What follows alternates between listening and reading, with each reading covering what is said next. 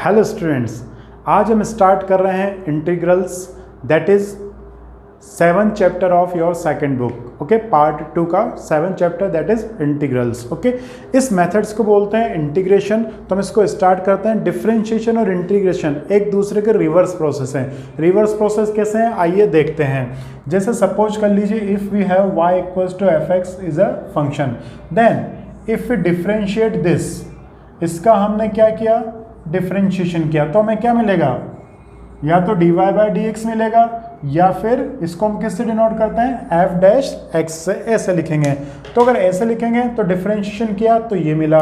और अगर हम इसका इंटीग्रेशन कर देंगे, ये वाला प्रोसेस अप्लाई करेंगे, तो आपको क्या मिलेगा, ओरिजिनल फंक्शन मिल जाएगा। ठीक है, तो it is the reverse process of differentiation.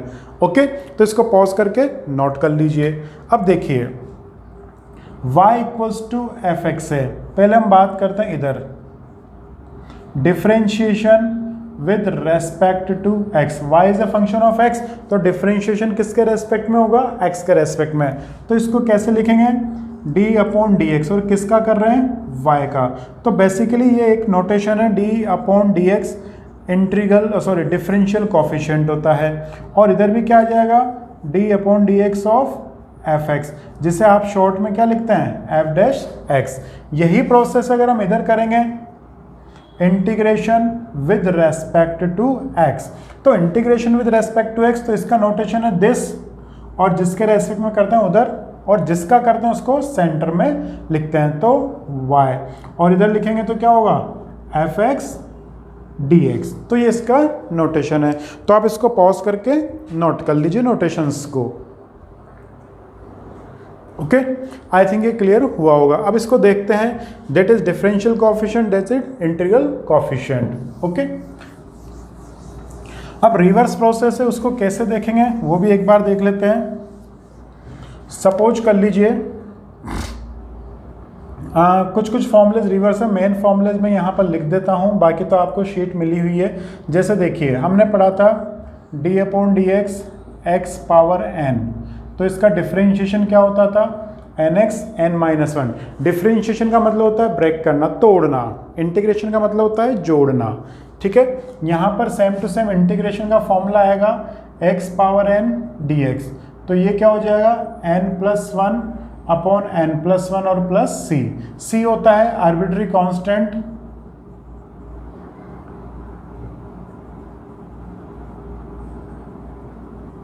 जिसकी वैल्यू कंडीशन के अकॉर्डिंग हम कैलकुलेट कर सकते हैं। ठीक है, तो ये तो हो गया सी। अब देखिए वाइस वर्सा नहीं लग रहा होगा क्योंकि यहाँ थोड़ा डिफरेंस है। इसमें हम इसको समझने के लिए यहाँ पर ये लेते हैं x की पावर n प्लस वन, तो इसका डिफरेंशिएशन कितना होगा, पावर आगे आ जाएगी और पावर में से एक कम हो जाएगा। ठीक है, अब देखिए इसका आंसर ये है। ओके, तो ये तो कांस्टेंट हुआ ना, कांस्टेंट को हटा दीजिए तो क्या दिख रहा है, x पावर n, और कांस्टेंट को उधर भेज दीजिए तो क्या आ गया, n प्लस वन। ओके, वापस देखिए कुछ एक फॉर्मूलेज और हैं, e पावर a x, तो इसका डिफरेंशिएशन हमने क्या पढ़ा था, a e a x, तो यहाँ पर क्या होगा, e पावर a x का integration e power a x upon, देखिए यहाँ x के साथ जो भी मल्टीपल होता था हम इनटू करते थे। अब देखो कांस्टेंट है ना a, इसको हटा दीजिए, तो e पावर x का इंटीग्रेशन इस कांस्टेंट को उधर भेज दीजिए अपॉन a प्लस सी। तो इस तरह से वाइस वर्सा होते हैं। अब वास्तव में होते हैं या नहीं होते हैं, इसके लिए हम एक एग्जांपल ले रहे हैं। फॉर्मूलेज आपको मैं लिखा चुका हूँ, एक बार आप उस शीट को वापस देख लीजिएगा।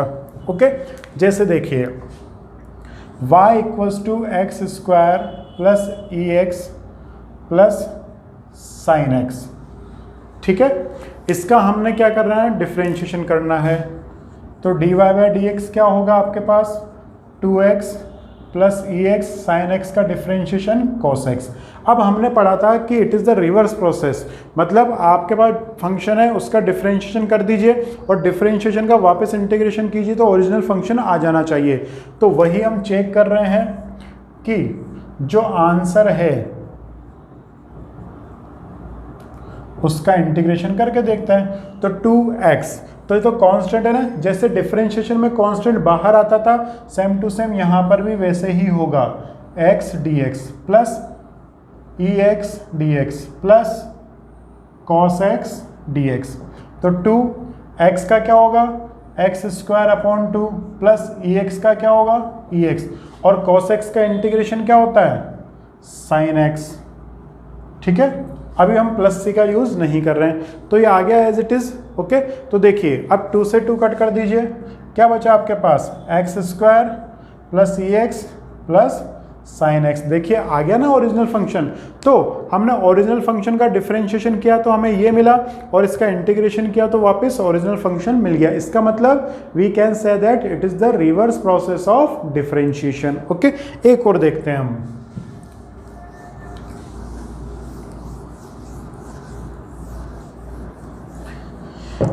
एक और एग्जांपल लेते हैं, y equals to x square plus x cube plus 50।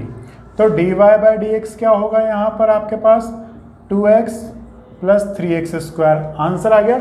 अब इसका इंटीग्रेशन करके देखते हैं, तो इंटीग्रेशन करते हैं तो 2x plus 3x square dx। तो वही कांस्टेंट बाहर ले लीजिए, 2x dx plus 3x square dx। अब इसका इंटीग्रेशन कीजिए तो x power 2 upon 2 plus 3x power 3 upon 3। 2 से 2 कैंसिल हुआ, 3 से 3 कैंसिल हुआ, तो यहाँ पर क्या बचा आपके पास, x square plus x cube. लेकिन यहाँ पर एक प्रॉब्लम हो गई, यहाँ पर ओरिजिनल फंक्शन क्या था, 50 था, लेकिन यहाँ पर तो हमें 50 मिला ही नहीं, चक्कर पड़ गया। तो गलत बोल रहे थे हम थोड़ी देर पहले। तो क्या ऐसा हर कॉन्स्टेंट में होगा, क्यों होगा, क्योंकि कांस्टेंट का डिफरेंशिएशन क्या होता है, जीरो, और जीरो जो हो गया जीरो उसको तो हम वापस ला नहीं सकते। तो इस प्रॉब्लम से बचने के लिए ही हम c का यूज करते हैं, आर्बिट्री कांस्टेंट, जो बिल्कुल फ्री कांस्टेंट है, जिसकी वैल्यू सिचुएशन के अकॉर्डिंग कैलकुलेट होती है। अगर एग्जामिनर या क्वेश्चन में c की वैल्यू निकालना चाहेगा तो क्वेश्चन में एक्स्ट्रा कंडीशंस देगा, कुछ ना कुछ एक्स्ट्रा देगा, तो आप c की वैल्यू निकाल सकते हैं, अदरवाइज वो नहीं निकालनी है, आपको c ही छोड़ देना है। तो इसीलिए हम हमारे इंटीग्रेशन में बुक में जितने भी फॉर्मूलेज हैं सब में c as a free gift आपको लगाना है। c सभी में लगेगा जब तक आपको कोई स्पेशल कंडीशन नहीं दी हो जिससे कि c की वैल्यू निकले। ठीक है, तो आई थिंक ये आपके क्लियर हुआ होगा। ओके, तो ये रिवर्स प्रोसेस है, लेकिन c आपको लगाना है इंटीग्रेशन के सारे फॉर्मूलेज में। ओके, अब कुछ नोटेशन से वो ध्यान रखिएगा, जैसे इंटीग्रेशन ऑफ, हमने क्या पढ़ा था, डिफरेंशियल पार्ट का इंटीग्रेशन करते हैं तो आपको क्या मिलना चाहिए, वापस ओरिजिनल फंक्शन। या फिर आप ऐसे देख लीजिए, अगर आपने डिफरेंशियल एफ डैश एक्स है डी एक्स है, इसका इंटीग्रेशन करेंगे तो क्या मिलेगा आपको, एफ एक्स। ये प्रोसेस आप ध्यान रखिएगा। ओके, और साथ में प्लस सी। अब जब भी इंटीग्रेशन करें तो प्लस सी आपको लगाना है। कुछ रूल मैं आपको बता देता हूं, जैसे सपोज कर लीजिए फंक्शन की नेचर एक है, जैसे y equals to x square और y equals to t square. अगर हम इसको लिखेंगे तो क्या लिखेंगे, y equals to f x, और इसको लिखेंगे तो क्या लिखेंगे, y equals to f t. दोनों ही जगह अगर हम इंटीग्रेशन करेंगे तो एक्स स्क्वायर डी एक्स कितना आएगा, एक्स क्यूब अपॉन 3 प्लस सी, यहाँ पर क्या होगा टी स्क्वायर डी टी, तो कितना आएगा टी क्यूब अपॉन 3 प्लस सी। ठीक है, तो अगर फंक्शन एक है तो वेरिएबल आप कुछ भी चेंज कर लें, आंसर हमेशा वही का वही आने वाला है। ठीक है, तो ये तो कुछ थे। कांस्टेंट आपको पता है इसे कि कांस्टेंट डिफरेंशिएशन की तरह क्या ले लेना, आपको बाहर की तरफ ले लेना है। ठीक है, तो ये तो था आपकी जो एक्सरसाइज 7.1 है बुक की, उसमें आपको इस तरह के क्वेश्चन दे रखे हैं कि जैसे सपोज कर लीजिए आपके पास आंसर है इस तरह का 3x स्क्वायर। ओके, तो 3x स्क्वायर का इंटीग्रेशन बताना है, लेकिन ये बताना है कि एंटी डेरिवेटिव, मतलब ये किसका एंटी डेरिवेटिव, मतलब ये जो आंसर आ रहा है ये किस फंक्शन का डिफरेंशिएशन करने पर आपको ये मिलेगा, वही उसका आंसर हो जाएगा। तो उस टाइप के क्वेश्चन आने के चांसेस बहुत कम रहते हैं। अगर आपको डिफरेंशिएशन आता है तो आप देख के ही पता लगा सकते हैं कि 3x स्क्वायर किसका डिफरेंशिएशन रहा होगा, एक्स क्यूब का। ठीक है, तो ये तो था आपके इंट्रोडक्शन कि इंटीग्रेशन में बेसिकली करना क्या है, दो बातें ध्यान रखनी है। एक तो ये इन्वर्स प्रोसेस है, जो फॉर्मूले से हमने डिफरेंशिएशन में पढ़े थे वही एज इट इज़ यहाँ पर रिवर्स हैं, कुछ को छोड़कर। ओके। सेकंड, अगर आपके पास फंक्शन है उसका डिफरेंशिएशन करेंगे और डिफरेंशिएशन का वापस इंटीग्रेशन करेंगे तो ओरिजिनल फंक्शन मिलेगा, मतलब it is the reverse process of differentiation. Okay. अब थर्ड हम स्टार्ट करते हैं इसके क्वेश्चंस। तो इंटीग्रेशन में 3 वैरायटी के क्वेश्चंस हैं। पहली वैरायटी तो डायरेक्ट फॉर्मूलेज हैं इंटीग्रेशन। ओके। तो मेथड्स ऑफ इंटीग्रल्स हम देखते हैं।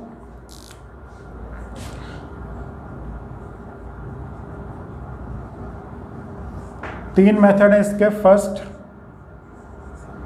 बाय सब्स्टिट्यूशन, सेकंड, देखिए सब्स्टिट्यूशन याद है, कुछ वैल्यू रिप्लेस करना by using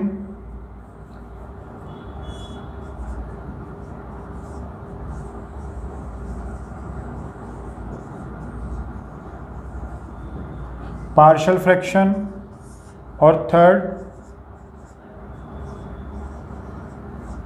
integration by parts. 3 method आपके मेन हैं जिसके बिहाफ पर हम इंटीग्रेशन करेंगे। सब्स्टिट्यूशन, यूजिंग पार्शियल फ्रैक्शन और बाय पार्ट्स। सबसे मेन इंपॉर्टेंट है बाय पार्ट्स। ओके। तो ये 3 मेथड हम आगे पढ़ने वाले हैं।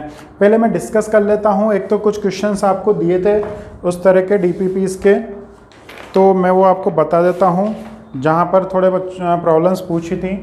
ठीक है, तो इसको नोट कर लीजिएगा पॉज करके।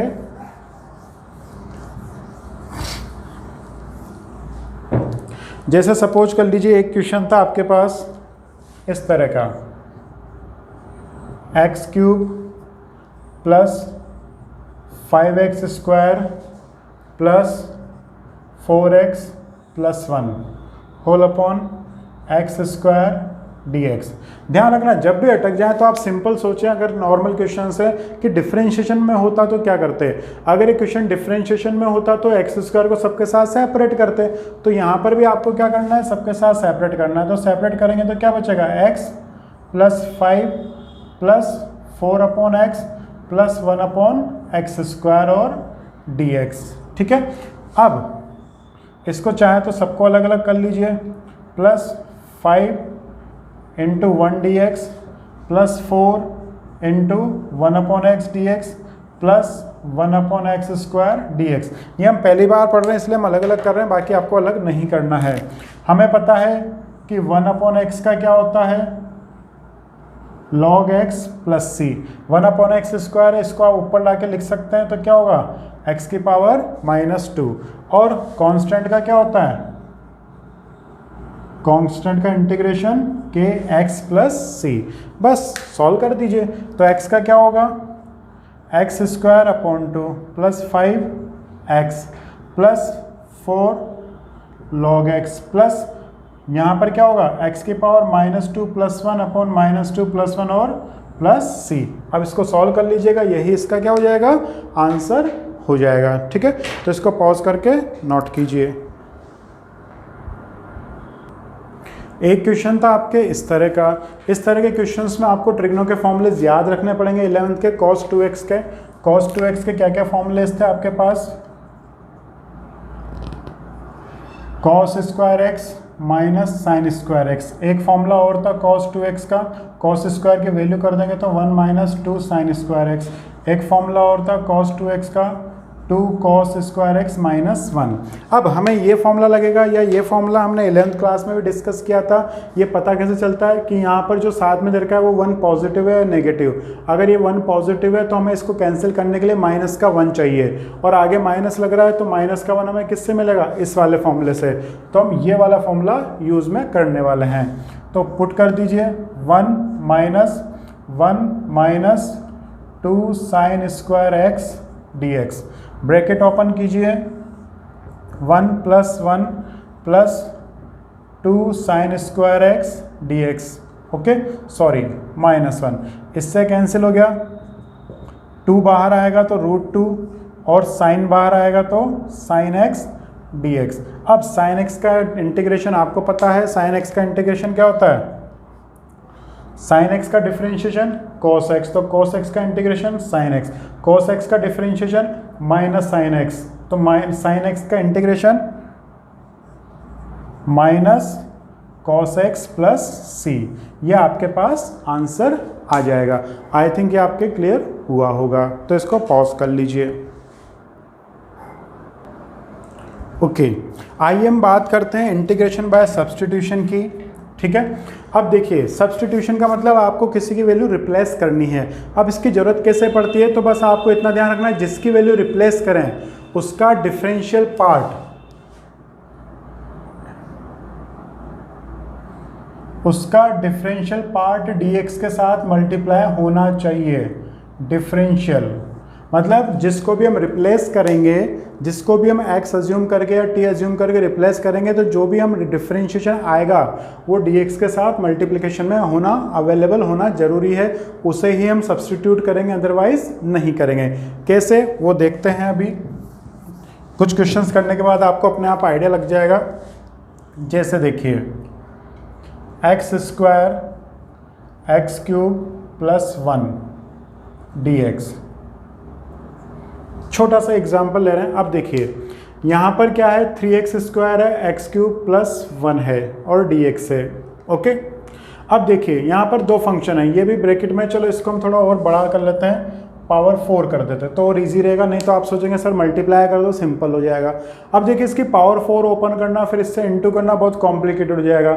और याद हो तो आपने ऐसे क्वेश्चन करे थे डिफरेंशिएशन में, वहाँ पर भी हम क्या करते थे, टी अज्यूम करते थे। क्या अज्यूम करते थे, टी अज्यूम करते थे।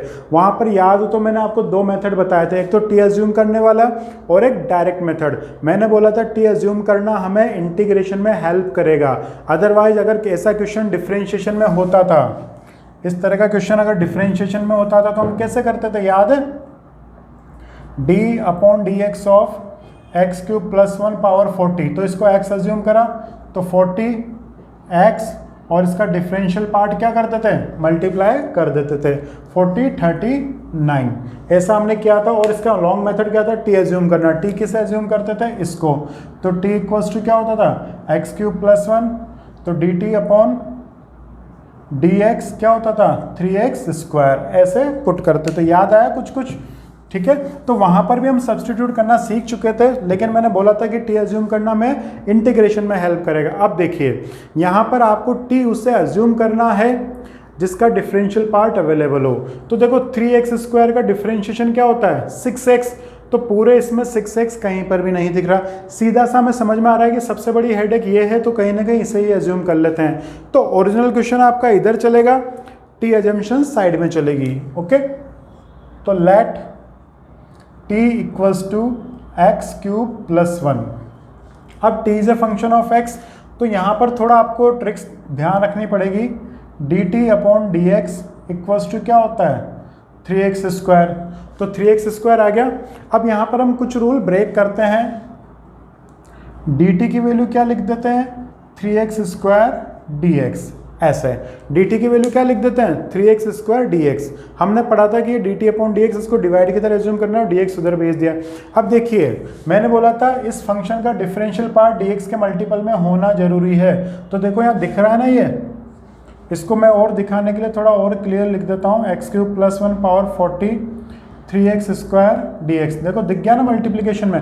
तो यही है, हमें t उसी फंक्शन को अज्यूम करना है जिसका डिफरेंशिएशन dx के मल्टीपल में हम रिप्रेजेंट कर सकें। ओके, और इसी चीज के लिए आपको डिफरेंशिएशन परफेक्ट आना चाहिए। आपको क्वेश्चन देखते ही अरे यार इसका डिफरेंशिएशन ये है, पता चल जाना चाहिए, इसीलिए डिफरेंशिएशन की इंपॉर्टेंस है। अब टी हमने अज्यूम करा है तो पुट कर दीजिए, तो यहाँ टी पुट करा टी पावर 40 और इसकी जगह क्या करा dt।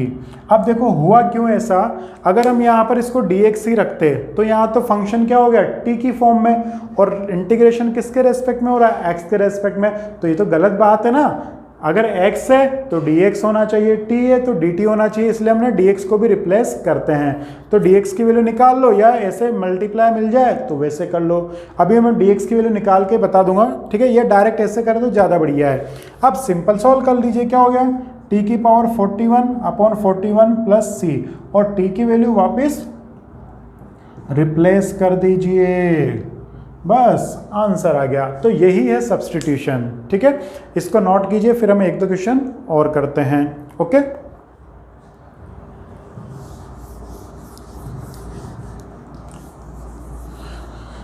नेक्स्ट देखिए, जैसे 2x upon x square plus 1 dx, ये आपकी बुक का ही क्वेश्चन है। अब देखो इसमें साफ दिख रहा है 2x का डिफरेंशिएशन तो डिनोमिनेटर में तो आएगा नहीं, हमें dx के मल्टीप्लिकेशन में चाहिए ना, तो नीचे वाले को ही मानना है।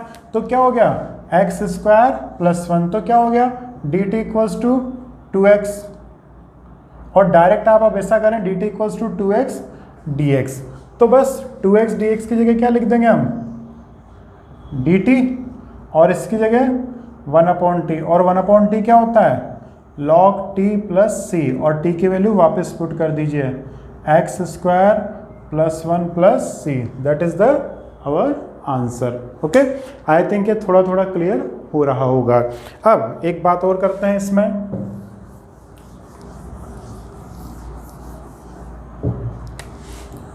जैसे देखिए 2x प्लस 3 पावर 20, अब पावर 20 कैसे सोल्व करेंगे, तो इसमें इसको t मान लो। क्यों मान लो, क्योंकि देखो 3 का तो 0 हो गया और 2x का क्या होता है 2, और कांस्टेंट को तो कहीं से भी तोड़ मरोड़ सकते हैं हम, तो यहाँ पर इसको किस t मानेंगे, 2x प्लस 3 को, तो dt इक्वल्स टू क्या हो जाएगा 2 प्लस 0 dx मतलब 2dx, बस। तो कितना हो गया, अब देखो यहाँ पर dx है ना, तो यहाँ पर dx की वैल्यू निकाल लो, तो dx की वैल्यू कितनी आ जाएगी, dt अपॉन 2, तो ये तो हो गया t पावर 20 और dt अपॉन 2, तो finally 1/2 t power 20 dt, solve कर लीजिए 1/2 t power 21 upon 21 plus c, तो 2x plus 3 power 21 upon 42 plus c, ये आंसर आ जाएगा। अब हर लीनियर फंक्शन में ऐसा होगा, लीनियर फंक्शन है ना, देखो x की पावर 1 है, तो आप लीनियर फंक्शन के डायरेक्ट फॉर्मूले भी बना सकते हैं। कैसे, वो हम देखते हैं। लीनियर फंक्शन में कंसेप्ट समझ में आ गया। लीनियर फंक्शन में देखो 2x का डिफरेंशिएशन क्या था 2, तो डिवाइड हो गया। अगर यहाँ 4x प्लस 3 होता तो 4 डिवीजन में आता, 6x प्लस 3 होता तो 6 डिवीजन में आता। तो लीनियर फंक्शन में जो भी x का मल्टीपल होगा वो डिवाइड कर देना है, बस वही हम फॉर्मूला बना रहे हैं। जैसे देखिए ax plus b power n, तो इसका इंटीग्रेशन क्या होगा, ax plus b power n plus 1 upon n plus 1, और x के साथ कौन मल्टीप्लाई है a, तो a से डिवाइड कर दो प्लस c। वापस देखिए e की power ax plus b dx, तो e में वही होता है इंटीग्रेशन ax प्लस b, और इसका डिफरेंशिएशन क्या हो जाएगा, मतलब वही a डिवाइड कर दो।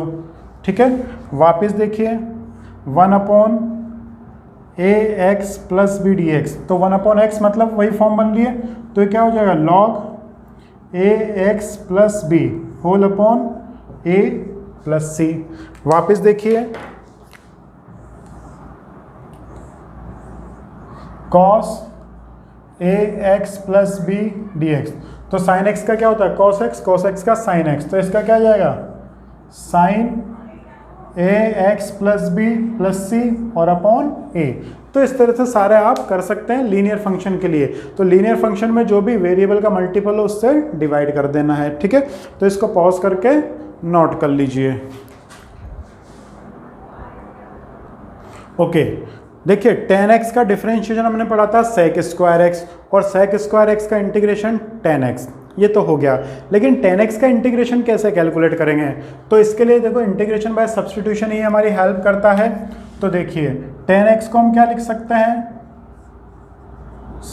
sin x upon cos x। अब ऊपर वाले का डिफरेंशिएशन तो इसके मल्टीप्लिकेशन में आ नहीं सकता, तो नीचे वाले को एज्यूम करेंगे, तो let t equals to cos x, तो dt equals to cos x का क्या होगा minus sine x dx, sine x का cos x का माइनस साइन x, तो बस पुट कर दीजिए, माइनस इधर भेज दीजिए साथ में, तो माइनस dt अपॉन t, और अपॉन t का मतलब log t, और वैल्यू पुट कर दीजिए log t की value cos x plus c, और क्या हम इसको cos x को ऐसे लिख सकते हैं क्या, minus log 1/sec x plus c. ऐसा क्यों कर रहे हैं, इसको पॉजिटिव बनाने के लिए। अब देखो यहाँ m/n की प्रॉपर्टी लग रही है ना, तो minus log 1 minus minus plus log sec x plus c, और log 1 की वैल्यू क्या होती है 0, तो इसका आंसर क्या आ गया log sec x प्लस सी। ध्यान रखना मैंने यहाँ मॉड्यूलस लगाया है, आप नॉर्मल ब्रैकेट लगा सकते हैं, वर्किंग में कोई इश्यू नहीं है, कुछ फर्क पड़ेगा नहीं, लेकिन ध्यान रखना ये इसलिए लगा दिया है क्योंकि log की वैल्यू नेगेटिव कैलकुलेट नहीं हो सकती, इसलिए हमने मॉड्यूलस अप्लाई किया है। तो tan x का इंटीग्रेशन क्या हो जाएगा log x। इसी तरह आपको कैलकुलेट करना है cot x का इंटीग्रेशन, ठीक है। अब आप एक्सरसाइज 7.2 ट्राई कीजिएगा इन कंसेप्ट्स के बाद, सब्स्टिट्यूशन के बाद, लेकिन पहले आपको एग्जांपल्स ट्राई करने हैं, उसके बाद ही आप एक्सरसाइज सॉल्व करेंगे। पहले एग्जांपल्स, जो एग्जांपल्स नहीं आए समझ में आप पूछिएगा, ओके। तो आज की क्लास, आज के कंसेप्ट हम यहीं ओवर करते हैं, बाकी हम नेक्स्ट क्लास में डिस्कस करेंगे, ओके। Thank you.